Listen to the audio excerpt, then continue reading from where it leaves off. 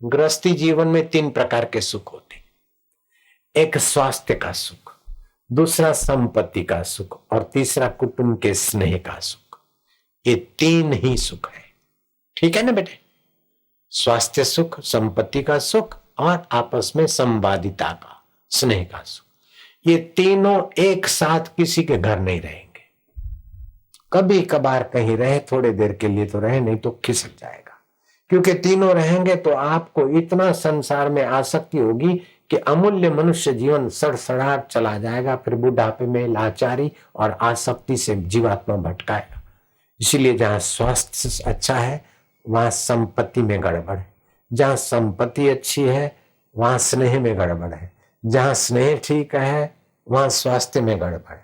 कुछ न कुछ दाता ने गड़बड़ देकर इस गड़बड़ीय संसार के आसक्ति मिटाकर जहां कभी गड़बड़ पहुंचने नहीं, जहां कहीं गड़बड़ की दाल नहीं गलती, उस अमरात्मा के तरफ ले जाने की व्यवस्था प्रभु की है। इसलिए प्रभु को धन्यवाद देना, फरियाद मत करना कि मेरे को संपत्ति नहीं है लेकिन स्वास्थ्य, इसका धन्यवाद देना। मेरा स्वास्थ्य नहीं है तो संपत्ति है, उसका धन्यवाद देना। मेरे घर में ऐसा है वैसा है लेकिन जेब में तो ऐसा है। जो बढ़िया है उसको धन्यवाद देना और जो घटिया है उसकी आसक्ति छोड़कर भगवान को धन्यवाद देना कि फंसने से बचाने के लिए ये तेरी लीला है, ये सत्संग से सुना है, अब विवेक का थोड़ा दिया जगमगाया है।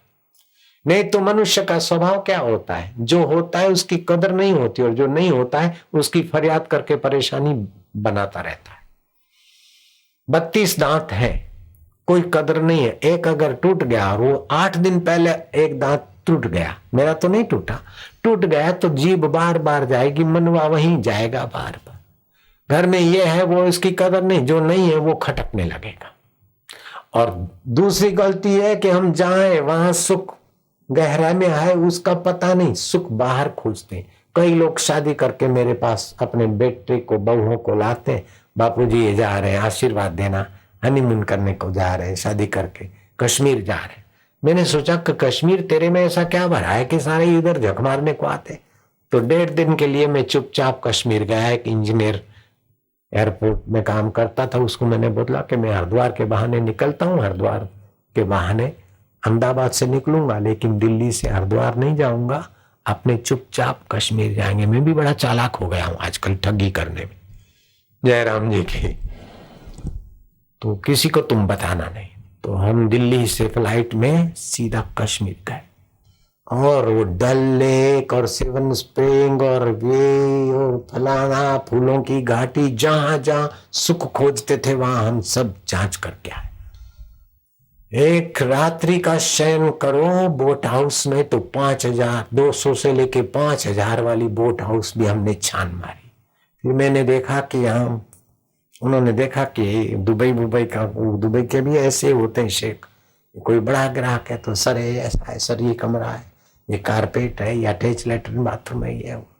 मैंने कहा कि पानी, फिर ऊपर ले गए छत के ऊपर, बोले नौकर आएगा सर, हैंडपंप भरेगा, टांकी भर जाएगी। किचन कहाँ है? ये किचन भी है। अब किचन में पानी आएगा, लेटरिन बाथरूम में पानी आएगा और फिर लेटरिन बाथरूम और किचन का पानी जाएगा कहाँ? मैंने सोचा पहाड़ पे तो जाएगा नहीं, एक तरफ से जाता है दूसरे तरफ से आता है। मैं क्या, हाय राम, सुख के लिए कहाँ कहाँ लोगों को तो भटकाता है मनवा। फिर मैं चुप नहीं रहा। वो जो सजी धजी शिकारो नाम की नावें होती है, फास्ट चलती है, उसमें मैं जा बैठा अपने इंजीनियर को लेकर, सेवक को। और वो चली सजी धजी नाव में, हम भी थोड़ी हवा खाते रहे। इतने में वो नाव वाला मेरे सामने नजदीक आया, बोले बाबा जी मेरा हाथ देखो। कहीं मेरे इस फूटी किस्मत में, फूटी किस्मत शब्द फूटी नहीं बोला था उसने, मेरी किस्मत में, मेरे मुकद्दर में बंबई जाना लिखा है क्या नहीं? मैं क्या, हाय राम, बंबई वाले झक मारने को कश्मीर आ रहे सुख खोजने को, और ये बेचारा बंबई में जाऊंगा तब सुखी होऊंगा। ये मन की कैसी नालायकी है कि सारी दुनिया को भटका रहा है। एक भूला दूजा भूला, भूला सब संसार, विण भूला एक गोरखा, जिसको गुरु का आधार। तो मैं आप सभी को प्रार्थना करता हूं आप गुरु के ज्ञान का आधार लीजिए, भूल मिटाइए और अपने अंतर आत्मा में सुखी। बहू है सासू की, ननंद की, भाभी की, देरानी की, जेठानी की सेवा कर, बदले में न चाह, सुख तेरा अंतरात्मा में आएगा। सासू अपने तरफ से बहू का, बेटी का, इनका मंगल कर ले, सुख वो दे, ऐसी भीख मांग मत। ये तो देखो ना, मैंने ऐसा किया, इसको ऐसा करना चाहिए, उसको ऐसा करना, सब अपने स्वार्थ के लिए दूसरे के कर्तव्य की गिनती करते रहते, इसी से घरों में झगड़े होते, परेशानियां होती। क्या ख्याल है? अगर बात सच्ची लगती तो जरा तो हिलो डुलो थोड़ा। ठीक कह रहा बाप जी, घनी खम्मा, घनी खम्मा। ऐसे ही आप भाई भाई को, बाप बेटे को, माइयों की आदत है पति को ऐसा ऐसा भिड़ाती रहेगी कि 4 भाई साथ में नहीं रह सकते, 2 भाई और बाप और बेटा साथ में नहीं रहते। उसकी निंदा, सासू की निंदा, बहू की निंदा, ऐसे करके खट्टा मन बना देती और चूल्हे अलग हो जाते, धंधे अलग हो जाते, बिखर जाते कुटुंब। बंधी मुट्ठी लाख की, खुली तो प्यारे खाक की। एक बात। दूसरी बात, आप सुबह उठें तो थोड़े चुप हो जाइए, शांत हो जाए, श्वास अंदर जाए, शांति बाहर आए, गिनती। मैं भगवान का, भगवान जो कुछ जीवन की समस्या है उसका मार्गदर्शन भी सुबह सुबह अंतरात्मा से लेकर पक्का निर्णय करिए कि आज सुख दूसरे दे, ऐसा नहीं, मैं दूसरों को सुख बांटकर सुख स्वरूप हरि में शांति पाऊंगा। एक बार रानियों ने घेर लिया द्रौपदी को, पांचाली, 12-12 वर्ष का वनवास, खाने पीने के, रहने सोने के, पहनने ओढ़ने के कोई ठिकाने नहीं, राजकन्या, रानी, महारानी। श्री कृष्ण तेरे को इतना स्नेह करते, फिर भी तूने इतने इतने दुख भोगे, और इतने दुखों के बीच भी तेरे चेहरे पर पांचाली सदा स्मित, मुस्कान, शांति और मधुरता दिखती है। हम वनवास में रहती हैं फिर भी परेशान, और तुम वनवास रहती हो और इतना प्रसन्न कैसे? जयराम जी बोलना पड़ेगा माता है। भाई लोग आप चुप नहीं रहना। जयराम जी की। पांचाली ने क्या बात कही? पांचाली ने कहा द्रौपदी ने कि आप अपने सुख के लिए बनाती हो, खाती हो, दासियां नौकरानियां रखती हो, सबका उपयोग करके भी सुखी रहने की कोशिश में लगती हो, इसलिए सुख की दास्तां में आप परेशान हो। मैं सुखी रहने की कोशिश नहीं करती हूं, अपने द्वारा ऋषि की, मुनि की, गरीब की, गुरुवे की कहीं भी सेवा का मौका मिले तो मैं सुख बांटने में लगती हूँ, और सुख बांटने के भाव से मुझे जो आत्म संतोष होता है, अंतर आत्मा का सुख मिलता है, वो बाहर के दुख को मार भगाता है, आंतरिक सुख मिलता है।